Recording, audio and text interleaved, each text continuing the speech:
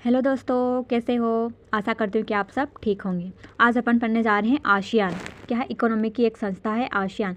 Economic में 3 संस्थाएं हैं। कौन कौन सी? G20, सार्क और आसियान। तो G20 और जो सार्क है उसको अपन ने कंप्लीट कर लिया। ठीक है, अब क्या है? आसियान। तो आसियान क्या क्या पढ़ना है आसियान में? तो आसियान में आसियान प्रस्तावना पढ़ना है, स्थापना, उद्देश्य, कार्यप्रणाली, फिर RCEP, फिर भारत और आसियान का संबंध। ठीक है, तो आसियान की पहले प्रस्तावना पढ़ते हैं। क्या है प्रस्तावना? तो प्रस्तावना में तो आसियान का पूरा नाम तो क्या है? दक्षिण पूर्वी एशियाई देशों का संघ है। क्या है? दक्षिण पूर्वी एशियाई देशों का संघ है। फिर आसियान का इंग्लिश में नाम क्या है? तो association of south east ASEAN nation है। क्या है? Association of south east ASEAN nation. ठीक है, अब आगे पढ़ते हैं। आसियान दक्षिण पूर्वी एशियाई देशों का एक क्या है? क्षेत्रीय संगठन है। जो दक्षिण पूर्वी एशियाई देश है ना, उनका एक क्या है? संगठन है। ठीक है, क्या है उसमें? जो सामाजिक, आर्थिक और राजनीतिक एकीकरण को बढ़ावा देता है। जो क्या करता है? सामाजिक, आर्थिक और राजनीतिक एकीकरण को बढ़ावा देता है। ठीक है, अब आगे आदर्श वाक्य क्या है या फिर उसका ध्येय वाक्य क्या है? तो क्या है? वन विजन, वन आइडेंटिटी और वन कम्युनिटी। क्या है इसका ध्येय वाक्य? वन विजन, वन आइडेंटिटी और वन कम्युनिटी। ठीक है, आगे वर्तमान में आसियाई दक्षिण पूर्वी एशियाई देशों का सबसे ताकतवर मंच है। जो आसियान है ना, वो दक्षिण पूर्वी एशियाई देश है ना, उसका सबसे ताकतवर मंच है। इसीलिए विश्व के सबसे बड़े देश के शिखर मतलब जो विश्व के जो बड़े बड़े देश आते हैं ना, इस शिखर सम्मेलन में भाग लेते हैं। ठीक है, आगे पढ़ते हैं इसकी स्थापना। अब पढ़ते हैं स्थापना।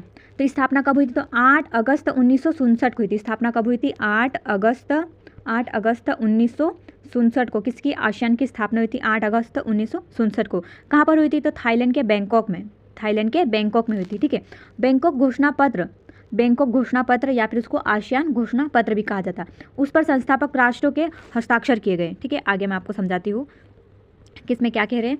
जो 8 अगस्त 1967 को आसियान की स्थापना हुई थी। तो आसियान की स्थापना किस तरह से हुई थी वो बताते हैं। तो क्या है? जो बैंकॉक घोषणा पत्र को आसियान घोषणा पत्र भी कहा जाता है। जो घोषणा पत्र था, इसके ऊपर जो संस्थापक राष्ट्र थे, कौन कौन से? 5 संस्थापक राष्ट्र थे। कौन से? इंडोनेशिया, मलेशिया, फिलीपींस, सिंगापुर और थाईलैंड। इनके द्वारा हस्ताक्षर करने के पश्चात आसियान की स्थापना हुई थी। ठीक है, समझ में आ गया इतना। फिर आगे स्थापना के बाद क्या होता? इस आसियान की स्थापना हो गई, उसके बाद ये 5 संस्थापक राष्ट्र थे। फिर इसके बाद कौन कौन से राष्ट्र जुड़े हैं? ठीक है, देश कौन कौन से जुड़े हैं? तो ब्रुनई कब जुड़ा था? तो 1984 में ब्रुनई जुड़ा था। वियतनाम कब जुड़ा था? तो 1995 में वियतनाम जुड़ा था। लाओस और म्यांमार ये कब जुड़े थे? 1997 में जुड़े थे। कंबोडिया कब जुड़ा था? 1999 में जुड़ा था। ठीक है, अब इसमें पहले संस्थापक राष्ट्र किसने? 5 थे, 5 संस्थापक राष्ट्र थे। ठीक है, फिर बाद में 5 और जुड़े, तो कितने हो गए? 10 हो गए, 10 संस्थापक राष्ट्र हो गए। फिर 2023 में, अभी वर्तमान में 2023 में कौन? तिमोर तुलस्ते। जो तिमोर तुलस्ते है ना, ये राष्ट्र भी आके आसियान में जुड़ गया। तो अभी कितने हो गए वर्तमान में? 11 देश हो गए इसमें, 11। ठीक है, 11 सदस्य हो गए।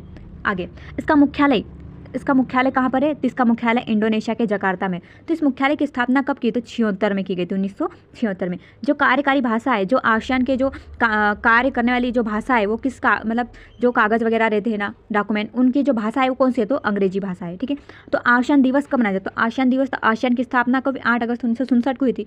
तो आसियान दिवस भी 8 अगस्त को मनाया जाएगा। ठीक है, आगे बढ़ते हैं। अभी यह आपको मैं मैप के माध्यम से समझाती हूँ कि कौन सा देश कहाँ पर है। तो एक ये ध्यान रखना कि जो भारत है ना, वो आसियान का मेंबर नहीं है। ठीक है, जो भारत है वो उसका मेंबर नहीं है।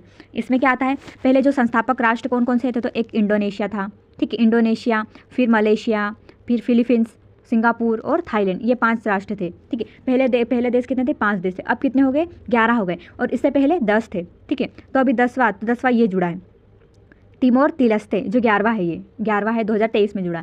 तो 10 कौन कौन से थे? तो ये आपको मैंने बता दिया है कि वियतनाम 95 में जुड़ा था, लाओस और जो म्यांमार है वो 97 में जुड़े थे, कंबोडिया 99 में जुड़ा था, और ब्रुनई 84 में जुड़ा था। ठीक है, अब आगे इसके उद्देश्य पढ़ते हैं।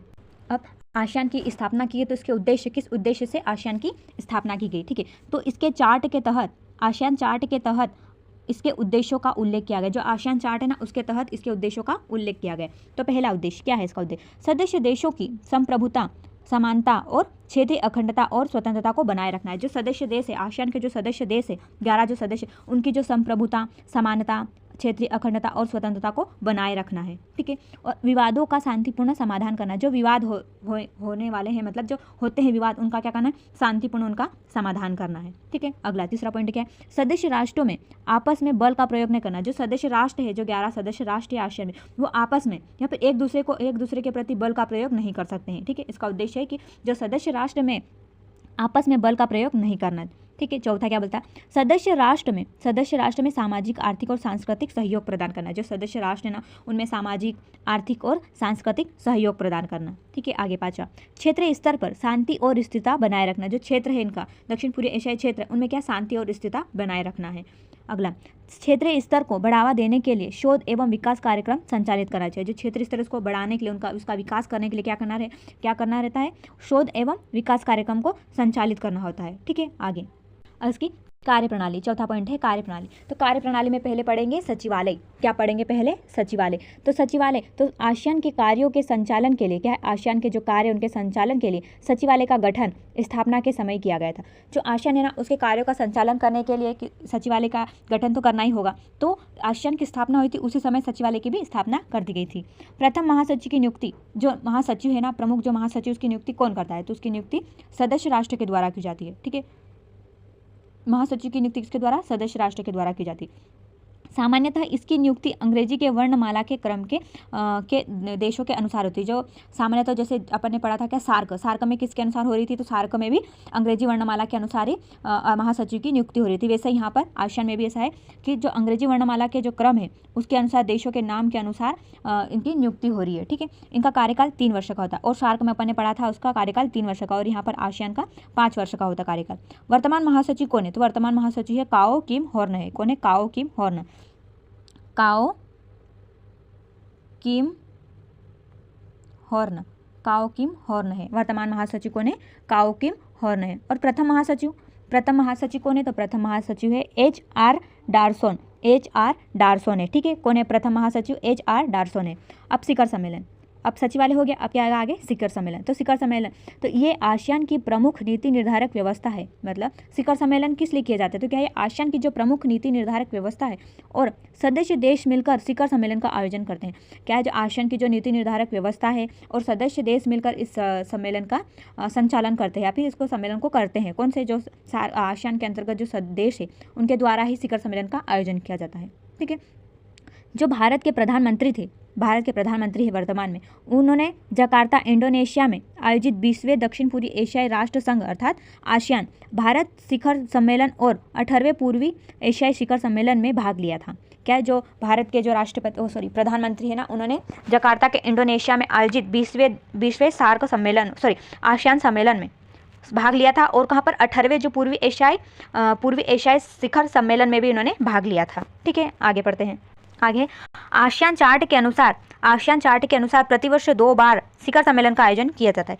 ऐसा कहा जाता है कि जो आसियान चार्ट है उसके अनुसार सिर्फ वर्ष में 2 बार इसका आयोजन किया जाता है। किसका, शिखर सम्मेलन का 2 बार आयोजन किया जाता है। फिर आसियान चार्ट 15 दिसंबर 2008 को लागू हुआ था। आसियान चार्ट कब लागू हुआ था, तो 15 दिसंबर 2008 को लागू हुआ था। आसियान चार्ट 15 दिसंबर 2008 को लागू हुआ था। पहला आसियान शिखर सम्मेलन कहाँ हुआ था, तो पहला आसियान शिखर सम्मेलन इंडोनेशिया के बाली में हुआ था। पहला आसियान शिखर सम्मेलन कहाँ पर हुआ था, इंडोनेशिया के बाली में हुआ था, ठीक है।